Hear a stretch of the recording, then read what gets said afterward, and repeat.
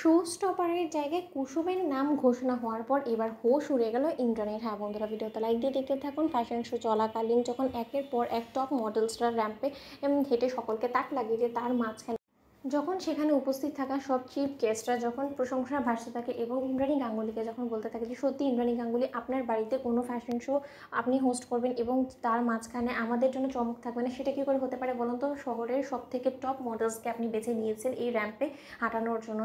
সত্যি আমি আপনার প্রশংসা না করে পারছি না। অন্যদিকে দেবলীনা বলতে থাকে যে সবে তো মাত্র প্রশংসা করা শুরু করেছেন, কিন্তু কিছুক্ষণ পরে আপনি বদনাম করাও শুরু করে দেবেন।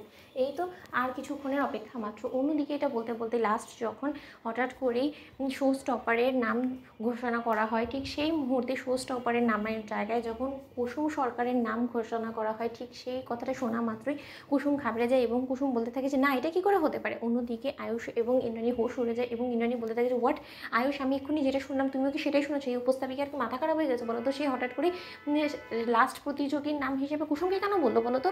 অন্যদিকে কথা বলা মাত্রই যখন দীপালিকে ইন্দ্রাণী বলতে থাকে যে দীপালি এক্ষুনি গিয়ে কুসুমকে জিজ্ঞেস করতো যে ও নিজের নামটা কেন এর মধ্যে ইনক্লুড করেছে। অন্যদিকে সেখানে কুসুমকে যখন দীপালি বলতে থাকে যে কুসুম তুই এটা কী করেছিস বলতো? তোর অজান্তে কে বা কারা তোর বিরুদ্ধে চক্রান্ত করে তোর নামটা সেখানে বসিয়ে দেবে বলতো? তুই এরকম একটা কাজ করার আগে একবার আমাকে জিজ্ঞেস করে নিতিস। গাঙ্গুলি গ্রুপ অফ ইন্ডাস্ট্রিজের মতন এরকম একটা প্রেস্টিজিয়াস ফ্যাশন শোর মধ্যে নিজের নামটা লেখানোর তো কী প্রয়োজন ছিল?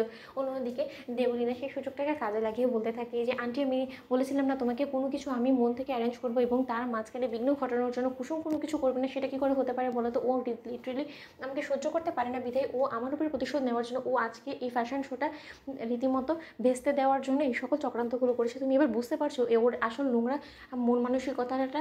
অন্যদিকে কথা বলা মাত্রই যখন ইন্দ্রাণী বলতে থাকে যে কুসুম তোমার এত বড় দুঃসাহস হয় কী করে যে তুমি এরকম একটা প্রেস্টিজিয়াস ফ্যাশন শোর মধ্যে তুমি নিজের নামটা দাখিল করে ফেলেছো? তুমি এবার বুঝতে পারছো এই র্যাম্পে হাঁটার যোগ্যতাটুকু নেই তোমার, সেখানে কিনা তুমি এরকম একটা ফ্যাশন শোর মধ্যে নিজের নাম লিখিয়ে তুমি এখানে হাঁটার জন্য নিজেকে প্রস্তুত করে ফেলেছো। তোমার না হয়েছে গ্রুমিং কোনো সেশন, না কোনো কিছু, তোমার কী করবে তুমি আমি কিছু মাথা ঢুকছে না আমার। এবং এই প্রেস মিডিয়া সকলের সামনে তুমি লজ্জা আমার মাথা হেট করে দেওয়ার জন্য এই সকল কর্মকাণ্ডগুলো করেছো।